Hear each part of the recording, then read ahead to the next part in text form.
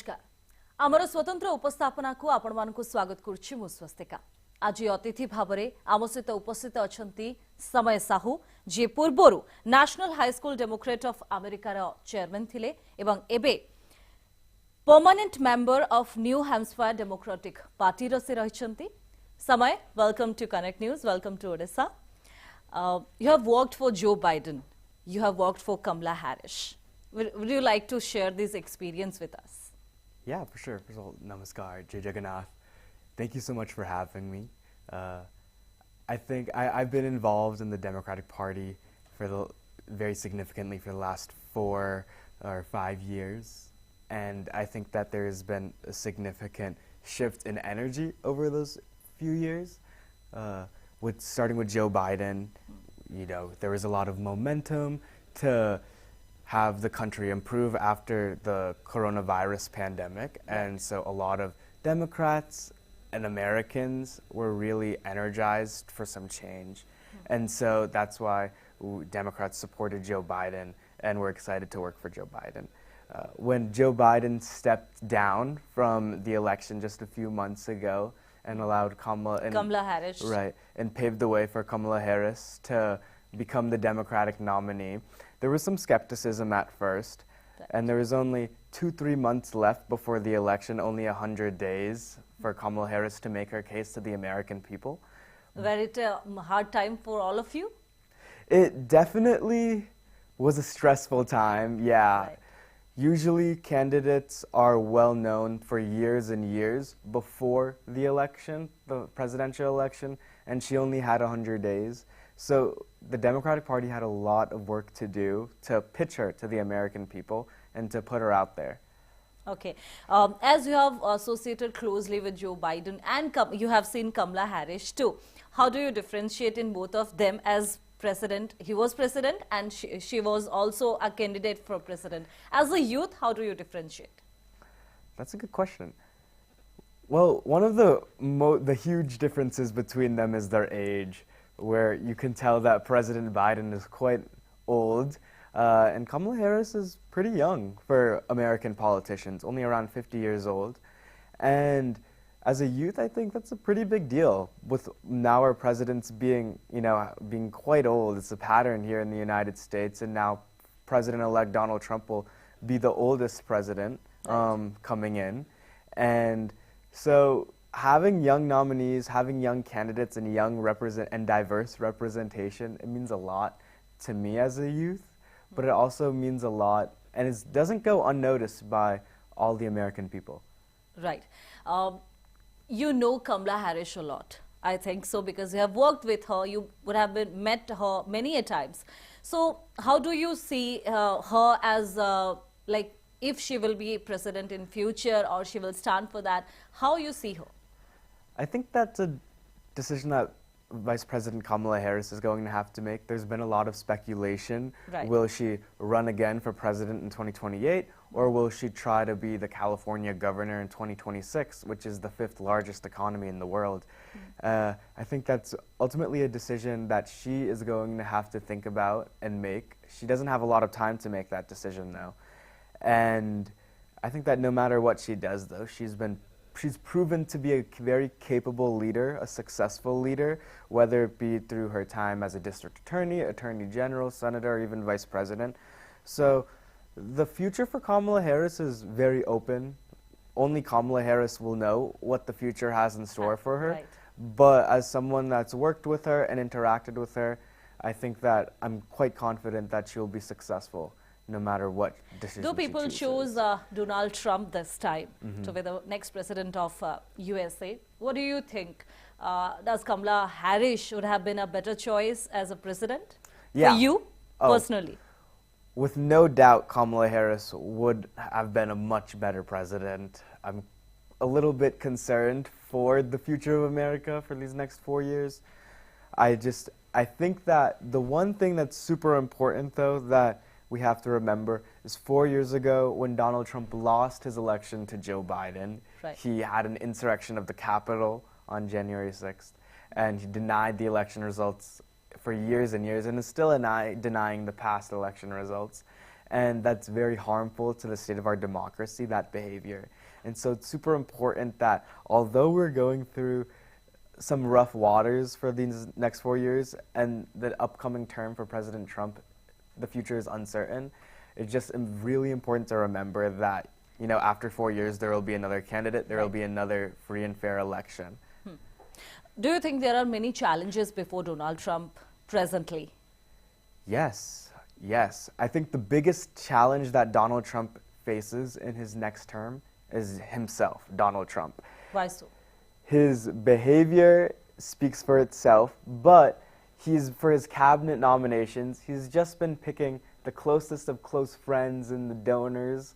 He has, for an education secretary, he has picked the former head of United States Wrestling, who has no educational experience. He's put up conspiracy theorists, sexual offenders, folks that are under many investigations to represent himself, his administration on the national stage.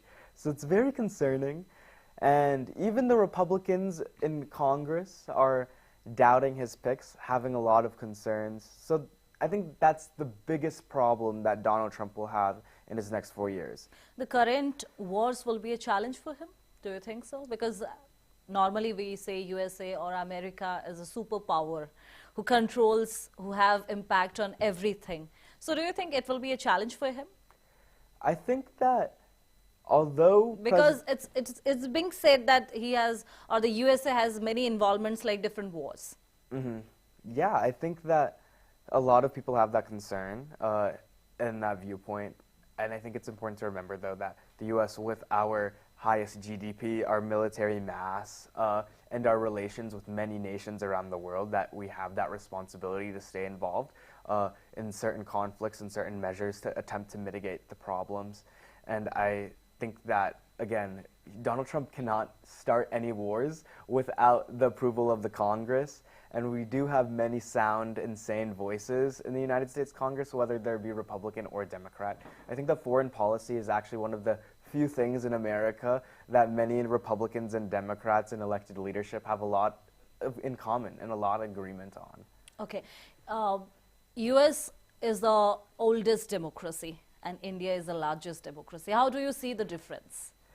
I think that the oldest democracy is quite telling, especially that where we might have our rough patches where things might not work out well.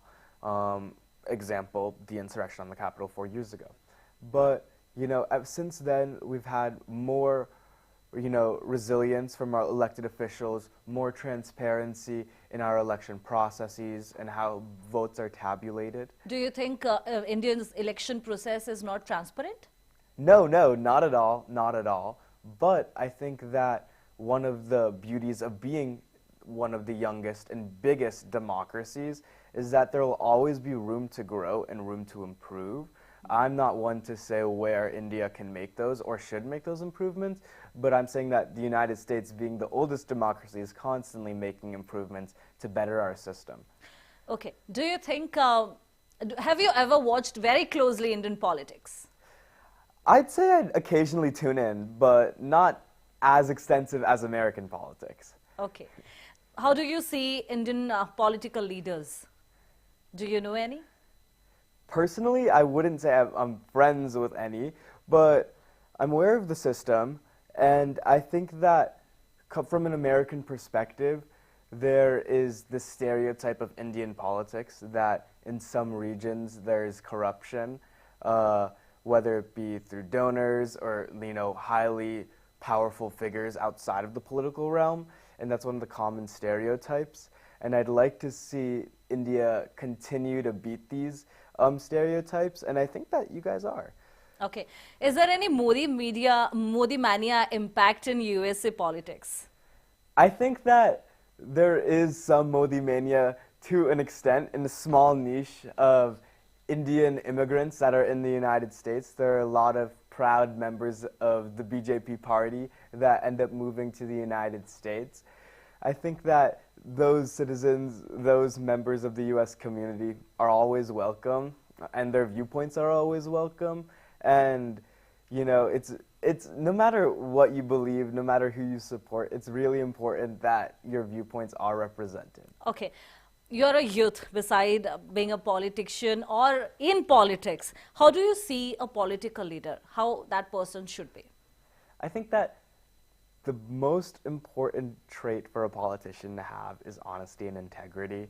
You might be a billionaire, you might have done all these horrible things, but at the end of the day, if you're honest about who you are and your true character, I think that gives a lot of respect for not just me, but through all the folks in America.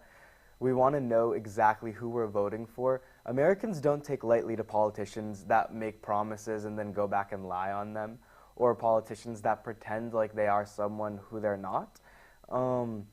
Example, in just 4 years ago, there was some congressman that completely fabricated his entire identity. In just 3-4 months, he was kicked out of Congress, he's expelled. And it rarely happens, but it happens. But I think that the important thing is for politicians to be honest about their character and what they truly believe in, and the voters will decide if that's what they want. Do you think today's politicians are truly like that? I think there are some. I think there are some politicians. I think that I talked about how, Indian politics has some corruption. I think American politics also has some corruption. You have a big problem where you have many members of Congress and just any politicians in the United States where they do insider stock trading, where they essentially get all this private information on companies, what's about to happen, things that the average American folk does not have access to.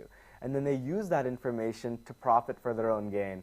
And I think that's one of the biggest problems in American politics and the American democracy, where you have politicians using their power, using their influence for profit for themselves only. And I think that's one of the main problems, one of the biggest problems we have in the US. Okay. How do you see the role of youth in politics? Youth is, and Gen Z specifically, is a growing voting demographic in the United States, where they're making significant strides to accomplish their agenda by going to the voting booths or having their advocacy be known through activism. And I think the Gen Z group in the United States has been very unapologetically outspoken on what they believe in, what they think is right, whether it be combating climate change, addressing gun violence issues, making healthcare affordable. They've done great strides in letting their elected officials know what they truly stand for and holding their elected officials accountable. So I think that there's a lot of promise for the youth in the United States. Do you think that youth should come more in politics for the betterment of the nation, of the state?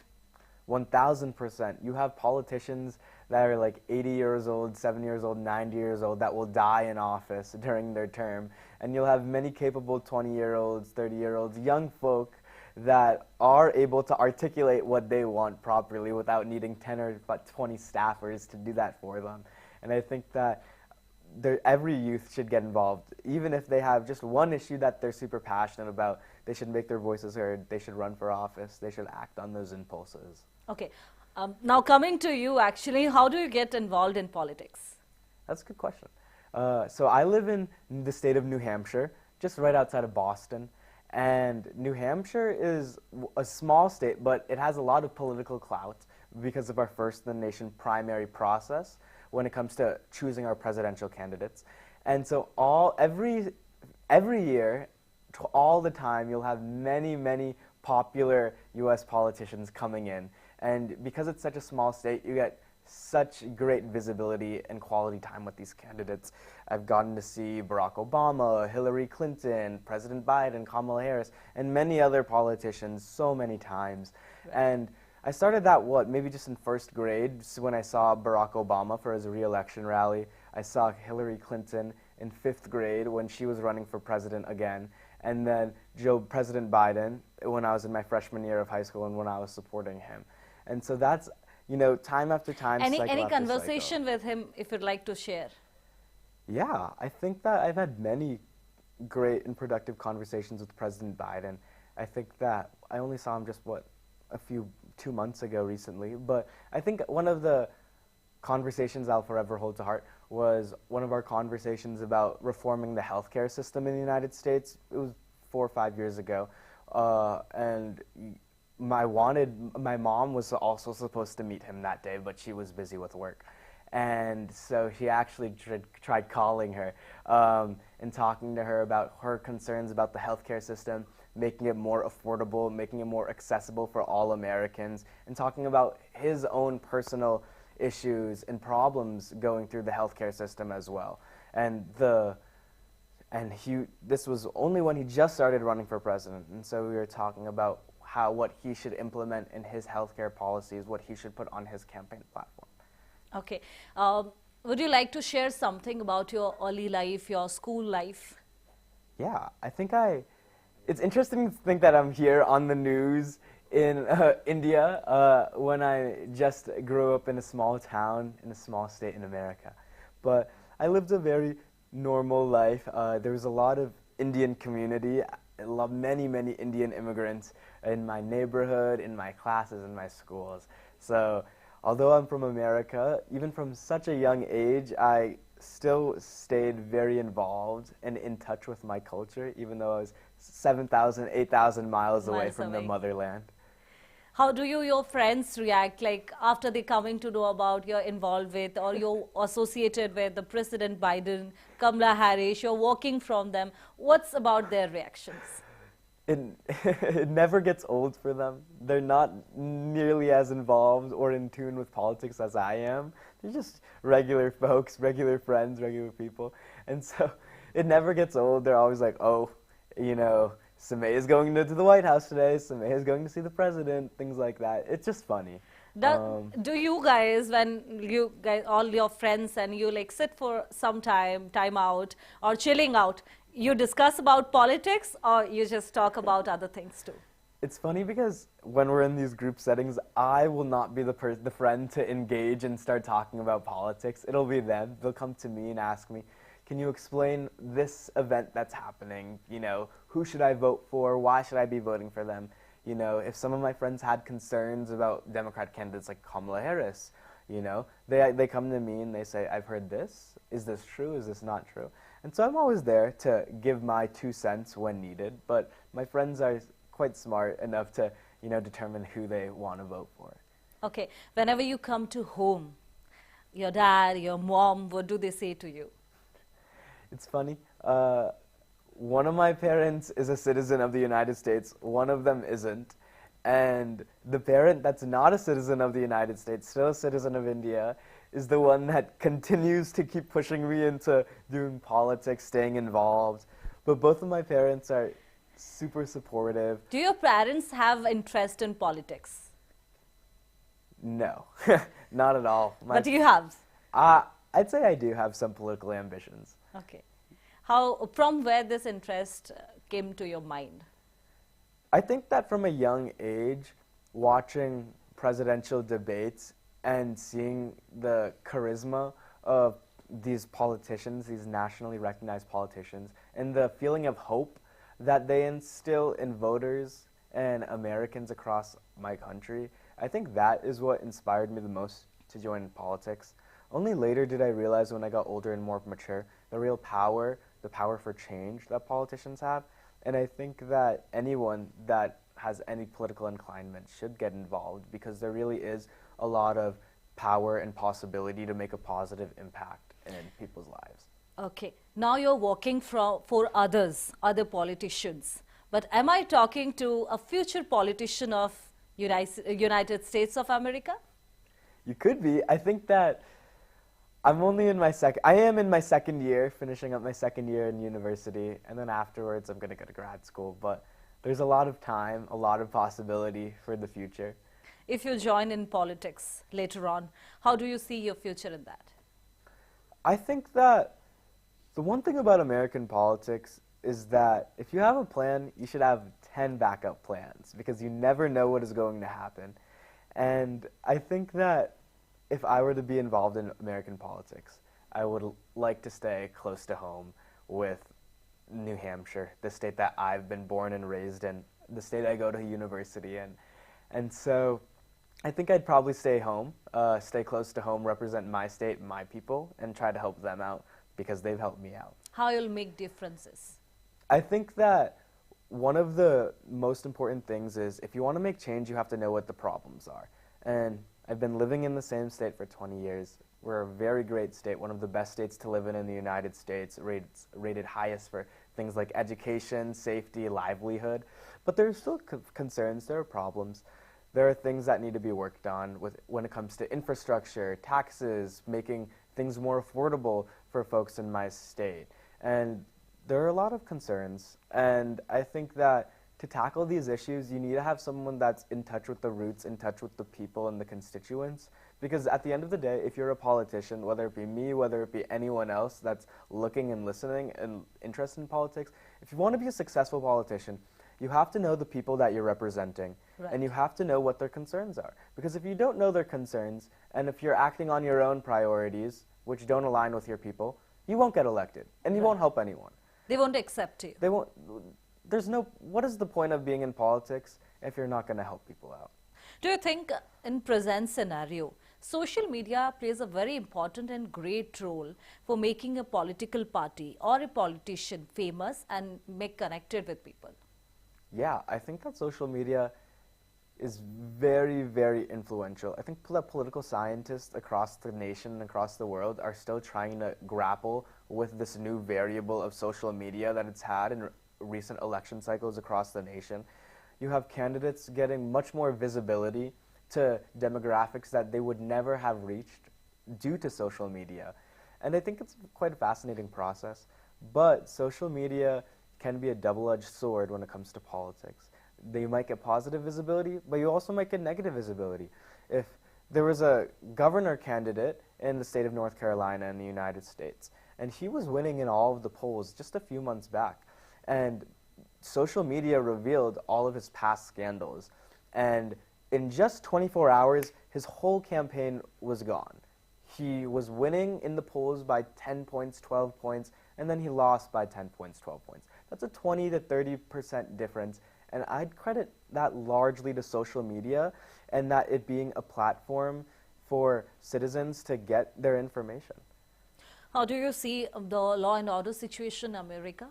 What specifically? What law? Because we saw many attempts, like there was attack to Trump during the speeches and campaignings. So how do you see the law and order situations in America?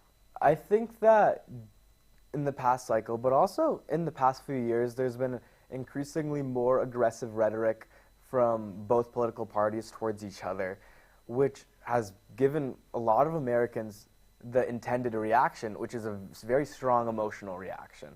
And this leads to a lot of Americans, wanting to take action for themselves. And I would never condemn, I would never support political violence in any capacity towards any candidate. But I think that one of the greater problems is that folks in America, people that shouldn't be getting guns, people that aren't emotionally stable, are getting readily access to military-grade weaponry, and that they're taking action into their own hands, taking incorrect action. And I think that's one of the greater problems. Why are people in the United States have such easy access to highly deadly weaponry? Okay, coming to your roots, though you were born in USA, but you have your roots in India, in Odisha. Your father belongs to Odisha. So have you ever been before to the state? Yeah, I think that this is my 5th trip now. I came last year for a few weeks as well. I've been here for some time during my holidays. I really like it here. It's quite What do you enjoy the most? I think that my favorite experience that I've had last year when I went, as well as this year, I went to the Puri Jagannath temple with my family. That was a great experience. It felt very spiritually welcoming, and it was just a great experience. Do you have any idea about Odisha politics? I've heard few things from my father, from my family, but I think that there's a lot of room to learn from here. Okay. If you get any chance in future to do something for your roots, for the state of Odisha, what do you think? What you'll like to do? I think that providing more visibility to the vibrance and cultural heritage of the state of Odisha is so significant. I think that Americans as a whole are quite aware of India's cultural significance and contributions They to... ought to. Yeah. But with Odisha specifically, I think that providing more visibility towards Odisha immigrants, Odisha citizens living here, and providing more visibility to their contributions in their communities and just society as a large point would be quite beneficial for the state. And yeah, I hope to provide that. Okay. Thank you so much, Samaya. Thank you for making out some time or Samaya for us and having a discussion like this. Thank you so much. Of course. आम सहित थिले समय साहू एवं तांको सहित अमेरिकार political scenario Bharat को नहीं से केमती भावंती ओडिशा रे कौन भविष्यत देखंती बा ओडिशा पई कौन करबा को चाहंती से संक्रांत रे आबे आलोचना करूथुलु समय होइछि हमर ई स्वतंत्र उपस्थापना को इठ रखुछु नमस्कार।